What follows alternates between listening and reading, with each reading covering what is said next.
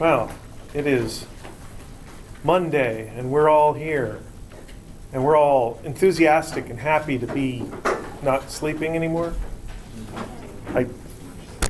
I kind of would have preferred to sleep longer today, but here we are. We've been talking about projectile motion since, well, at least Friday. I might have mentioned it on Wednesday. And today, I want to talk about a special case of projectile motion that actually makes things a lot easier. And maybe the way I'm phrasing it to start out with might be a little confusing, but a lot of you can probably tell exactly what I mean when I say delta y is equal to 0. Another way of saying that is that the final height is the same as the initial height. So if I do a drawing of that, might have some ground level here and some launch, maybe slightly below 45 degrees, and then take off and land over here. So it's basically analyzing the case of a ball that's kicked from the ground and lands on the ground, or even approximately a ball that is thrown from one person to another. And that really does a lot for making our math easier. Remember, in projectile motion, we have two basic underlying assumptions. A sub x is equal to 0. That is, that the object that's in free flight does not accelerate in the x direction. It can be moving in the x direction if it's going to go anywhere, but it doesn't accelerate that way. And a sub y is minus 9.8 meters per second squared, that number g that we remember so well. So then the equations that we end up using because of this, in the x direction, we basically say delta x is v sub x delta t. And the v sub x, again, doesn't need any special subscripts for initial or final because v sub x just is a constant value. In the y direction, we have like all the equations of constant acceleration kinematics at our disposal. And I like to use them at different times. We have delta y is v initial y delta t plus 1/2 a sub y delta t squared. So we frequently use that equation in constant acceleration because it very quickly tells us how far and in what direction an object goes at a given time. But it's not the only one that's useful. Also useful is delta vy is ay delta t, and v final y squared is v initial y squared plus 2 a sub y delta y.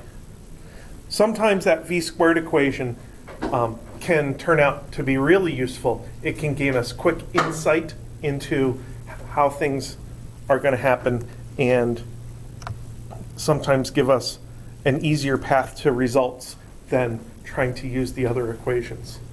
So all of those equations are on the equation sheet. These are all in the row for constant acceleration.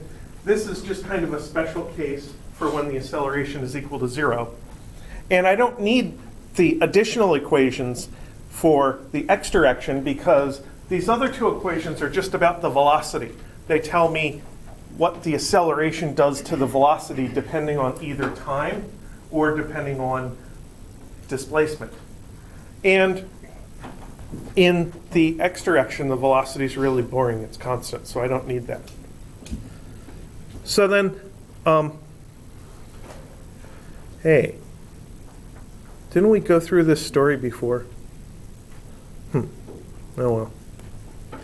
That means that probably YouTube is getting no data, which is correct. Oh well. I'll have to use the recording of this and upload that later. So then, what does our special case do for us? What advantages does it get us? Well, when this delta y right here is equal to 0, it gives us an easy conclusion about velocity. So if I start with the assumption that delta y is equal to 0,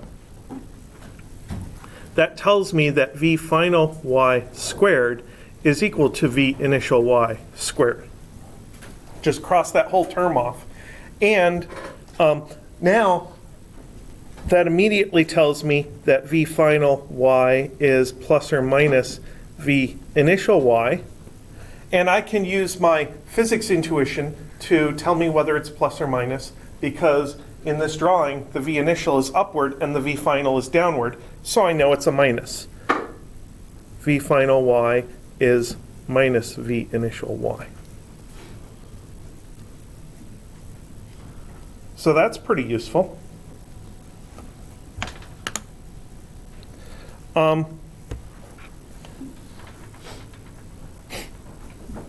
That means that when I go to calculate delta Vy, which is V final minus V initial, because that's the definition of a delta, this is just going to be a minus V initial y for the V final, and then subtract V initial y because it's part of the definition of delta, and that's minus 2 V initial y.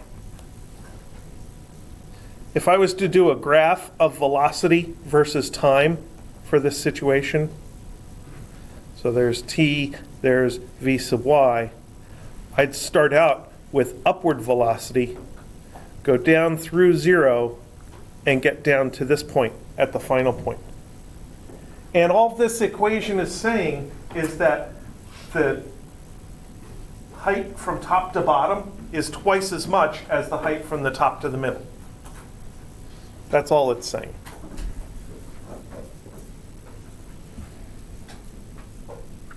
So then, if delta Vy is Ay delta t, that tells me that delta t, I can calculate now, is delta Vy over Ay, which is minus 2 Viy over minus g. Because I know the delta Vy in terms of initial conditions, and I know the acceleration in constant, in free fall or in projectile motion. So now I know exactly how much airtime my projectile has.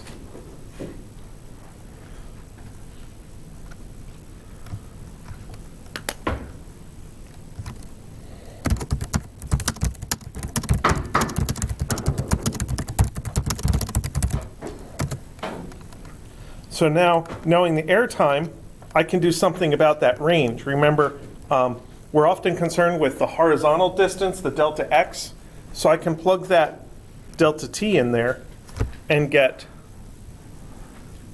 delta x is equal to Vx delta t. I'll rewrite it first, and now I'll substitute Vx times 2 Viy over g.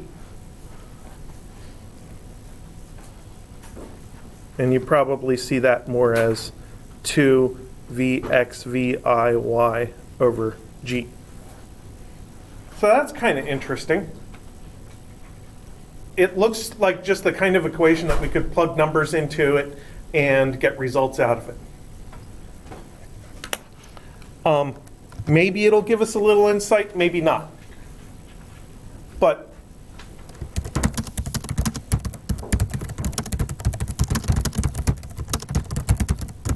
this equation has the initial velocity described in terms of components.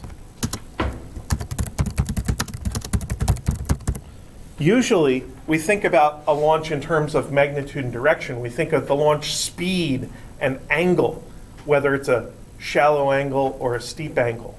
So maybe I should try to make use of that and see how that fits into this equation. So if I'm given a graph, this one is a Vx, Vy graph, and there's a point here that corresponds to my initial velocity. So there's my V initial vector. Then Vx, oh, and there's theta. Vx is V initial cos theta, and VIY is V initial sine theta. Since I'm describing my angle counterclockwise from the x-axis, I can use the regular equations that are right at the top of the equation sheet. I'm going to flip to the equation sheet for a second here. Right above our kinematics is a vector section, and there's the x and y components of any vector, as long as you're using the regular theta. So then, let's plug those in here. This gives me delta x is equal to 2 times V initial sine theta times V initial cos theta all over G. I'm going to rewrite that as delta x is equal to V initial squared over G times 2 sine theta. Actually, it should be cos theta sine theta. Doesn't matter because I'm multiplying, but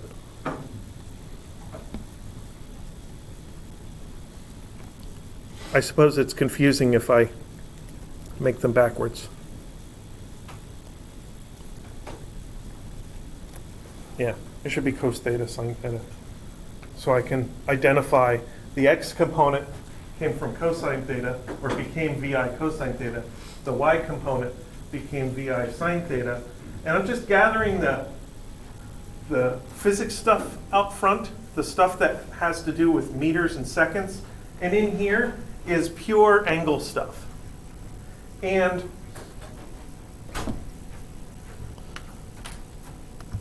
does anybody recognize that? What if I said the words trig identity? Well, it turns out that is a trig identity right there in parentheses. I don't expect you to remember this. So I'm just going to pull it out of my reference book where I've written and learned all my trig identities and turn this into delta x is equal to VI squared over G times the sine of 2 theta. It's called the double angle formula for sine. And no, you don't need to remember it.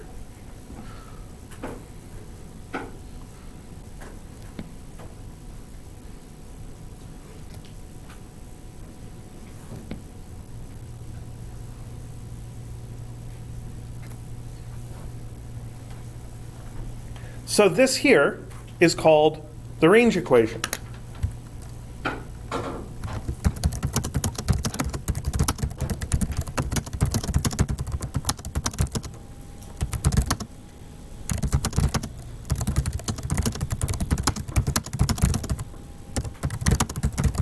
And remember, one of the things that we assumed going into this was that delta y is equal to 0. That means the launch level and the landing level have to be the same. So if you're launching up pretty high, or if you're launching off of a high shelf, then this formula won't work anymore. But it works really well when launching and landing at the same level.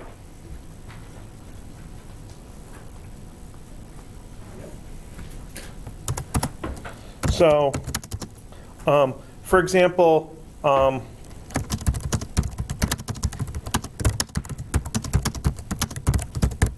let's say I can throw a ball 20 meters per second at any angle. That's about 45 miles an hour. I don't know if I can actually still throw a ball 45 miles an hour, or if I could only do that when I was 12. But it's a good number for an example. So let's try theta equals 0. So then delta x is equal to 20 squared over 9.8 times the sine of 0 degrees, which, by the way, is 0. So if you throw something horizontally from the ground, it's never going to leave the ground. That's basically what that's saying. This is not trying to predict what's going to happen after the ball hits the ground. So I would assume if I threw or kicked something perfectly horizontally from the ground, that it would bounce off of some piece of junk or something and bounce up in the air. That's not part of this. This is just the first hop or the first leg of flight of this thing. So let's actually put in a theta in here. Let's try theta equals 10 degrees. So delta x is 20 squared over 9.8 times the sine of 20 degrees. Remember, in the range formula, you have to put 2 theta into there. So then 20 squared over 9.8 times the sine of 20.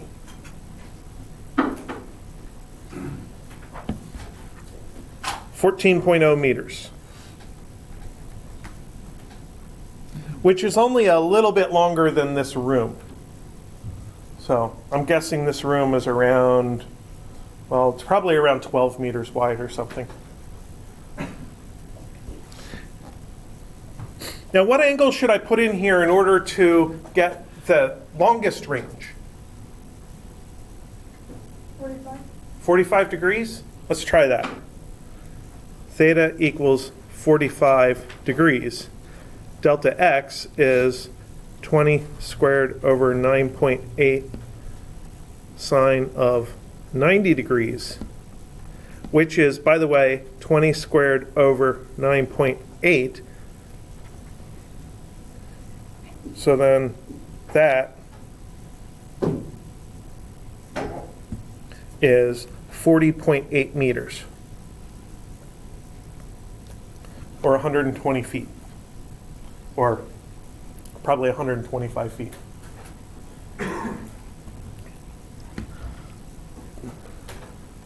Now, in this list, the only thing that's changing from term to term to term is that sine of 2 theta thing. And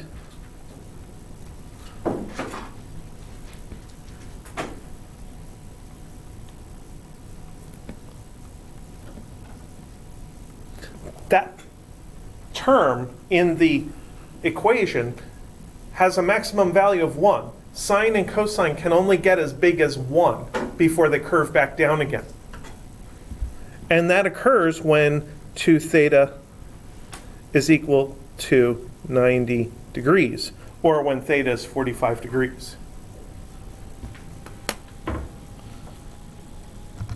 So the maximum range happens when you just use the maximum value of sine of 2 theta, and that's just the remainder of the equation. Remember, delta x is equal to v initial squared over g sine of 2 theta. So you just ignore the sine of 2 theta part, and v initial squared over g is the maximum range. So on the equation sheet, I didn't put that in there as 2 separate equations. I just put it in there as one equation right here. And you have to know that if we're talking about the maximum range, that you plug in theta equals 45, which gets rid of the sine of 2 theta, because multiplying by 1 doesn't do anything.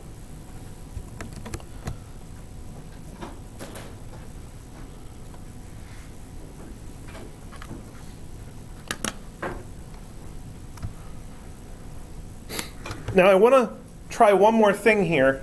I want to try theta is equal to 80 degrees. So then my delta x is equal to 20 squared over 9.8 sine of 160 degrees is equal to 14.0 meters. Now, I didn't even type that in on my calculator because I know that the sine function is a very symmetric function. It keeps doing the same thing over and over again. And when the sine function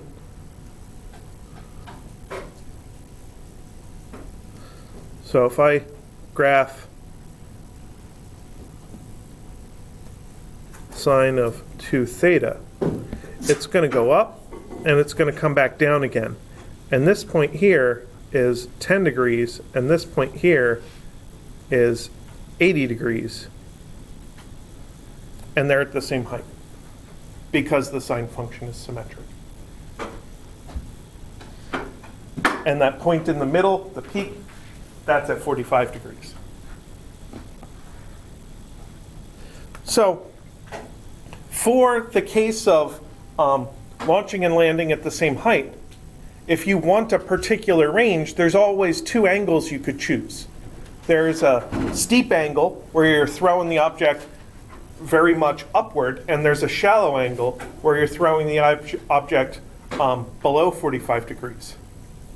So what's the difference? Height. Definitely the height makes a difference.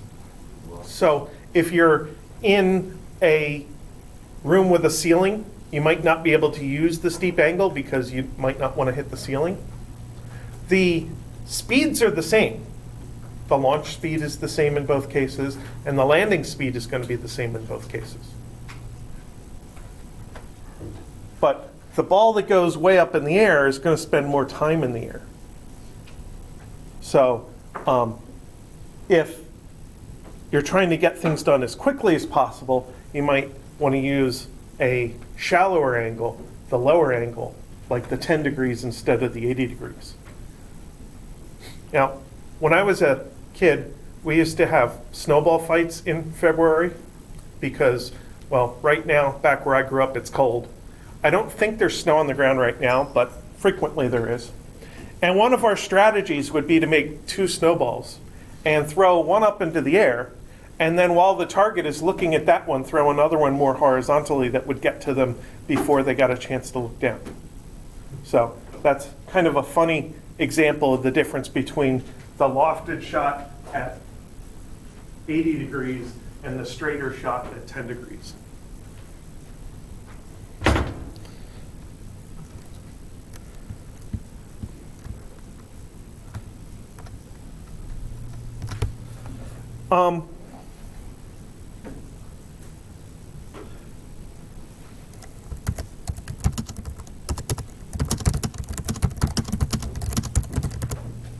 I can calculate the air time in each case.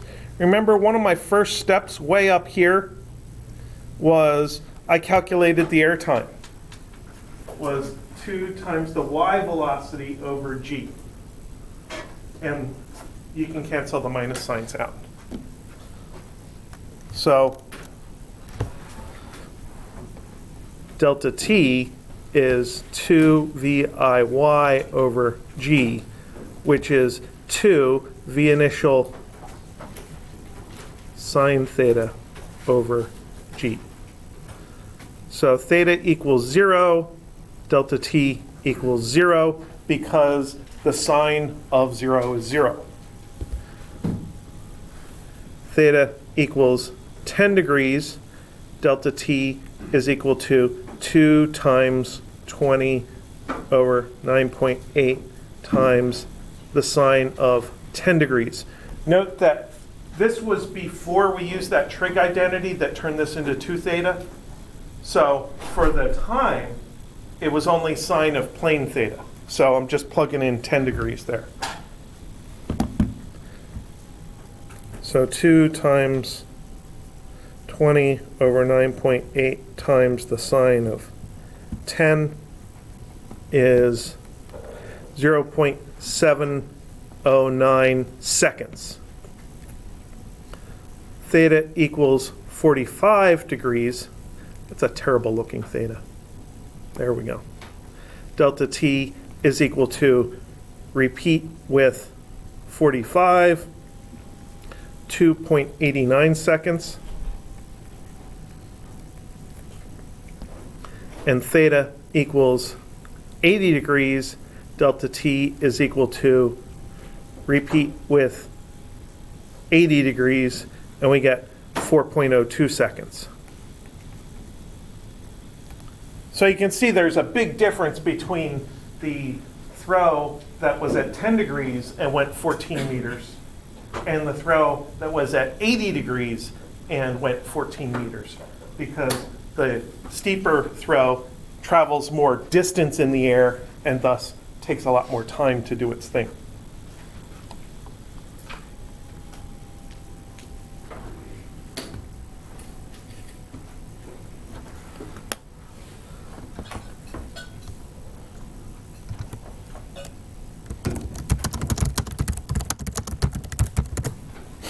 Now, one more thing I want to think about is the angle of impact.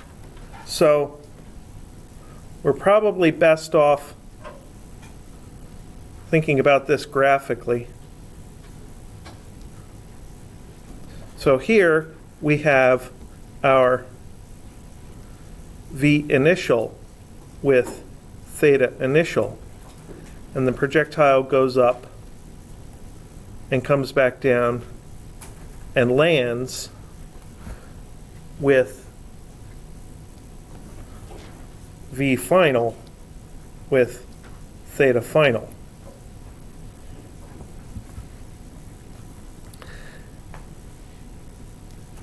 And the relationship between the angle and the components is that the tangent of theta initial is V initial y over Vx. And the tangent of theta final is V final y over x. Now there's something that you should know about the tangent function.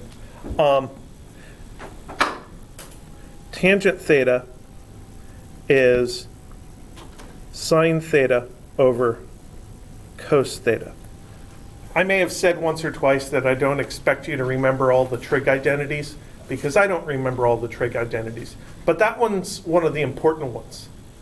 And the reason it's important here is because sine theta and cosine theta have particular graphs. Sine theta starts out at 0, heads up, and then starts its oscillations and goes forever. But if you go in the negative direction, it does the exact opposite of what it does in the positive direction. That is to say, sine theta is an odd function. If you plug in a negative theta, you get a negative result. Cosine theta, on the other hand, starts out at theta equals 0 up top at a value of 1, and it starts going downwards immediately. And it's actually a hill. It goes down equally in both directions and then oscillates forever in both directions. Cosine theta is an even function. And when you take an odd function over an even function, the odd function is kind of like a minus sign and the even function is kind of like a plus sign. You end up with an overall minus. And that means that tangent theta is an odd function.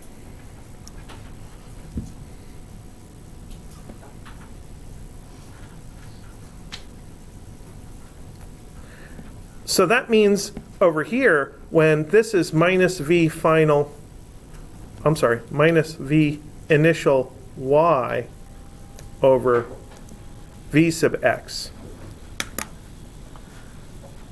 We talked about how the launch component of velocity in the y direction is exactly opposite of what it was initially.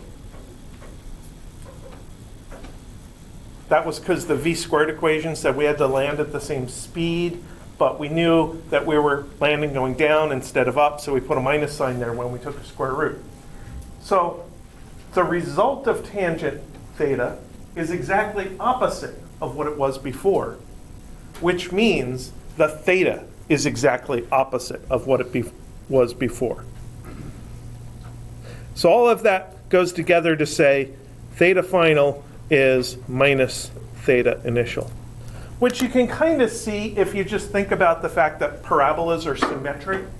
And this parabola has a peak in the middle, and it lands at y equals 0 over here. It lands at y equals 0 over there, and it crosses at the same angle each time it crosses the axis. It's just that here it's crossing downwards, and here it's coming in from the left and crossing upwards.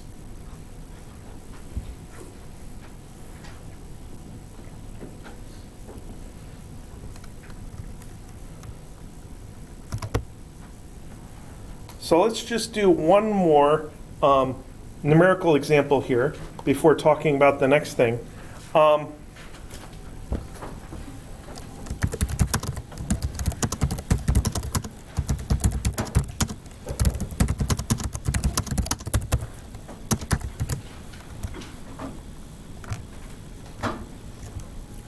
What if we need to achieve a range that is exactly 100 meters? So we're looking at delta x is equal to vi squared over g sine of 2 theta.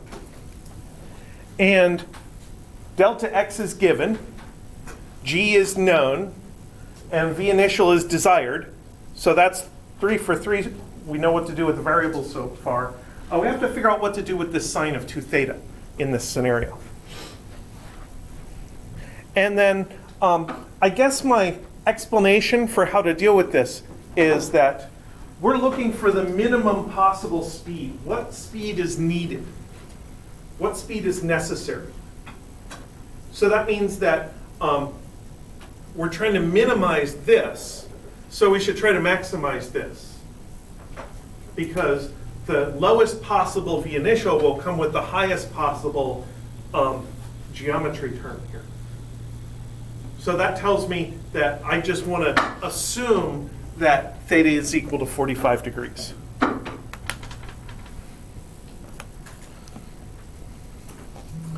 So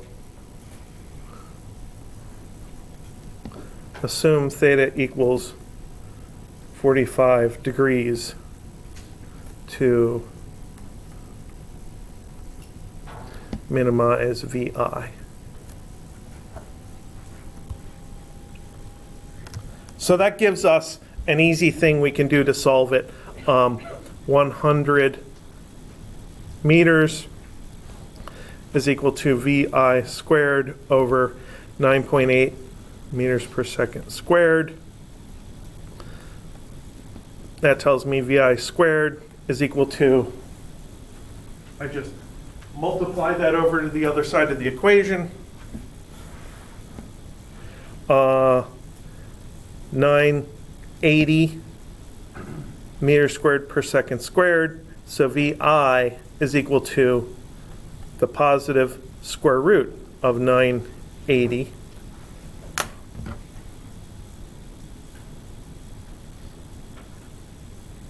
Square root 980 is 31.3 meters per second.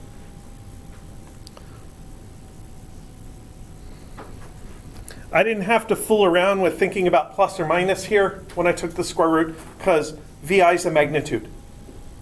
It's not, I'm not solving for a VY component, I'm solving for a V magnitude. So since this is a magnitude, it has to be positive, so I don't have to worry about it. I don't have to consider the possibility of the negative value. So in order to throw a ball 100 meters, I'd have to be able to give it that launch speed of 31.3 meters per second, which is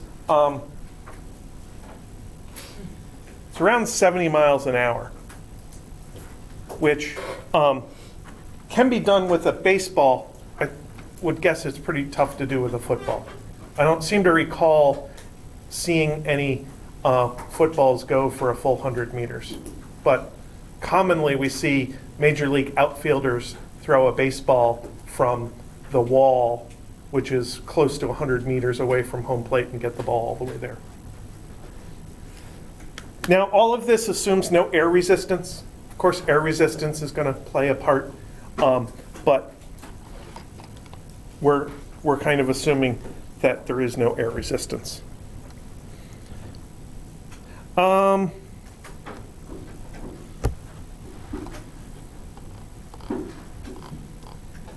Okay.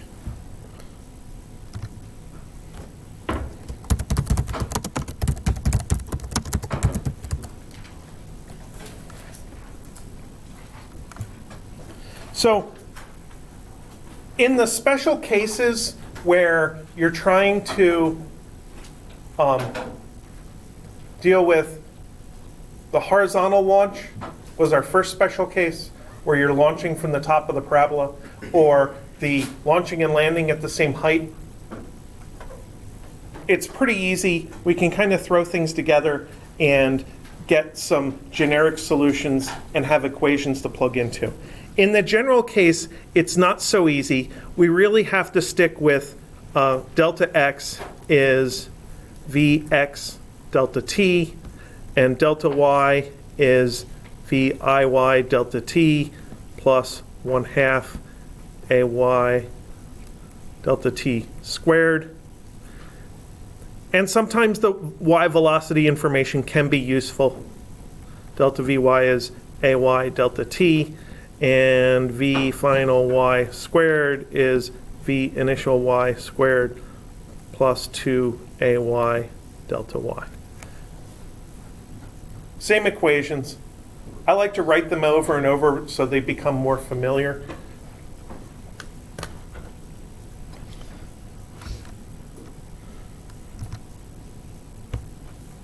So,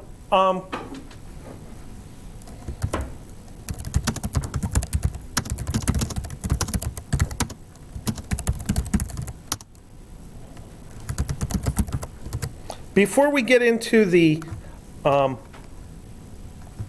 analytical analysis, I want to see if we can gain any insight from a graphical analysis. So,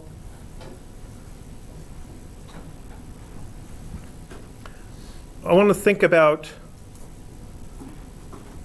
launching from a shelf. And I want to think about two shots. There's going to be a low shot.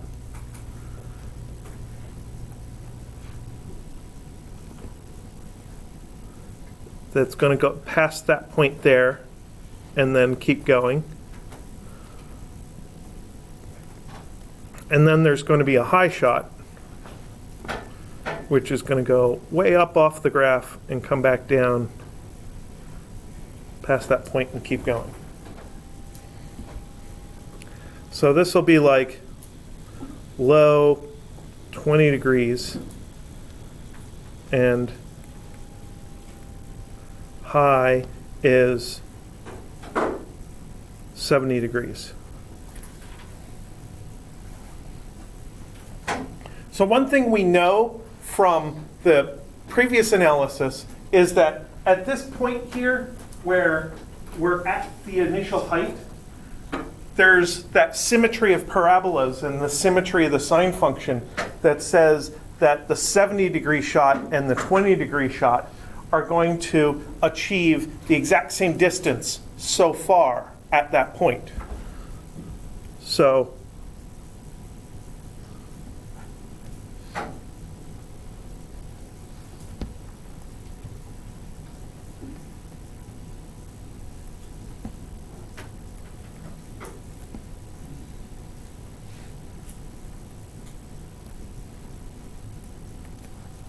those trajectories are going to cross at the initial level.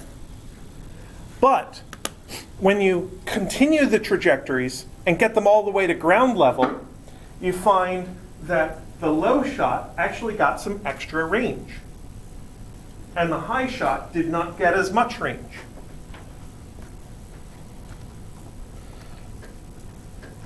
So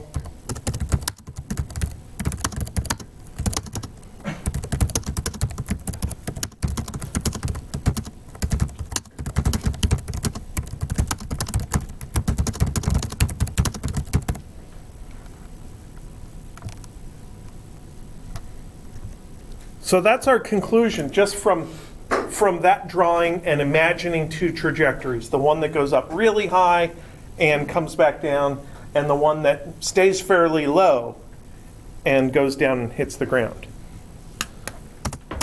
So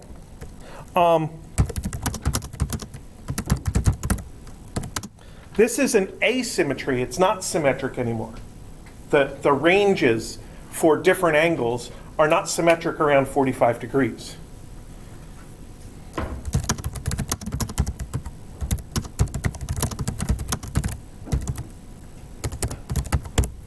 And the range actually ends up being biased towards lower angles.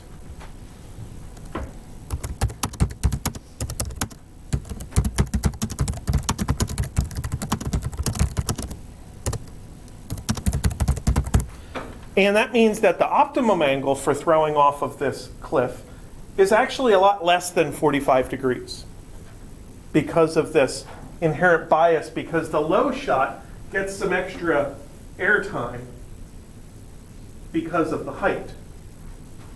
And the high shot doesn't get that much extra airtime.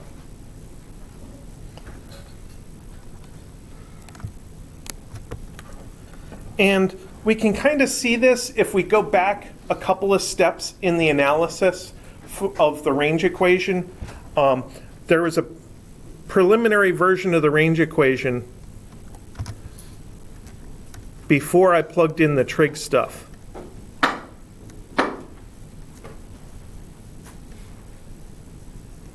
There it is, the last blue equation, 2 Vx Viy over delta G.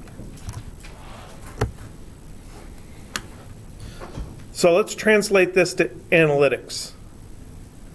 Delta x is 2 Vx Viy over G.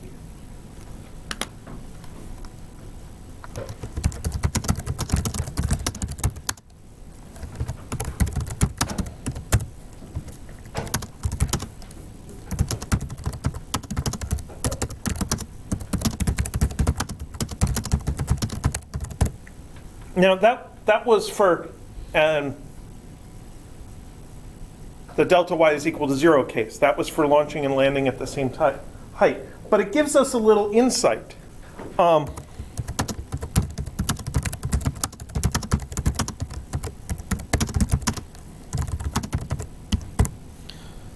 The steeper angles give us more initial y velocity, because the steeper your angle, you do speed times sine of theta to get the y component, and that gives you more y velocity. So then when we go into delta x is equal to Vx delta t, we're getting more delta t, but not as much Vx.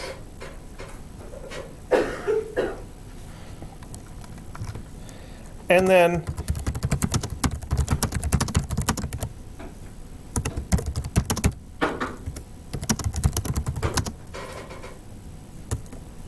the shallow angles get more Vx,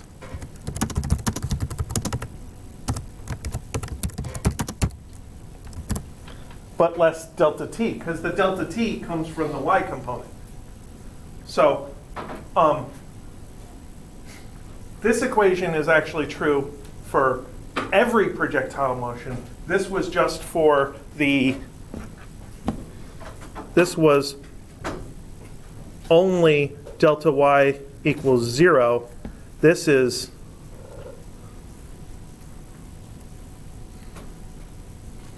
all projectiles.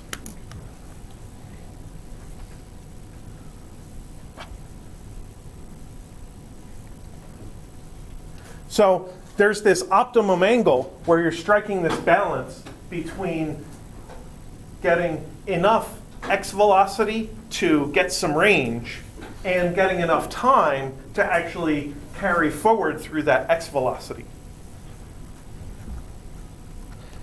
Now when launching off a cliff, I want to zoom out a click so we can see all this at once. When launching off a cliff, you get to have some extra delta t just because of the fact that you're up on a cliff. So you can compensate for that by lowering your angle and getting a little bit more Vx out of it, getting a little bit more velocity, because you're not concerned about this loss of delta t, because you already have some extra delta t from being up on the cliff. So that's kind of another insight into why the optimum angle for launching off a cliff is actually less than 45 degrees.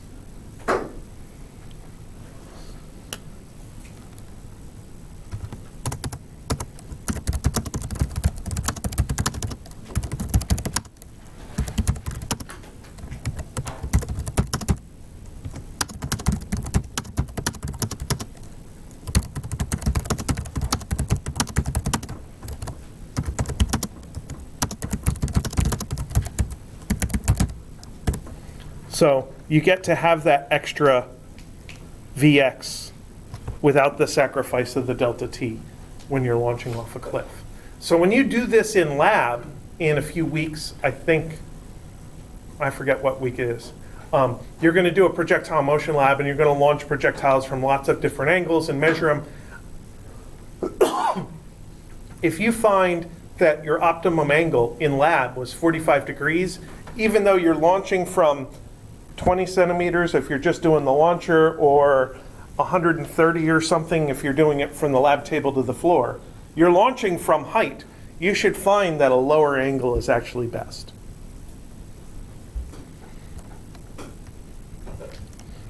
Okay, so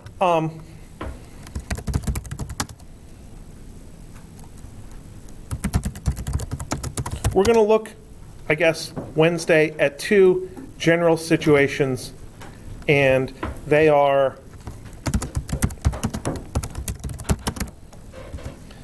mostly a known delta y, and a known delta x.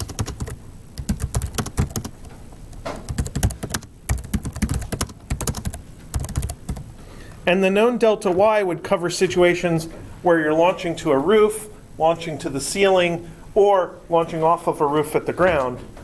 And the known delta x would be if you're launching to a wall, because a wall is a fixed horizontal displacement from where you start, whereas the roof, ceiling, and ground are a known delta y. And we'll see how the math works out for those on Wednesday.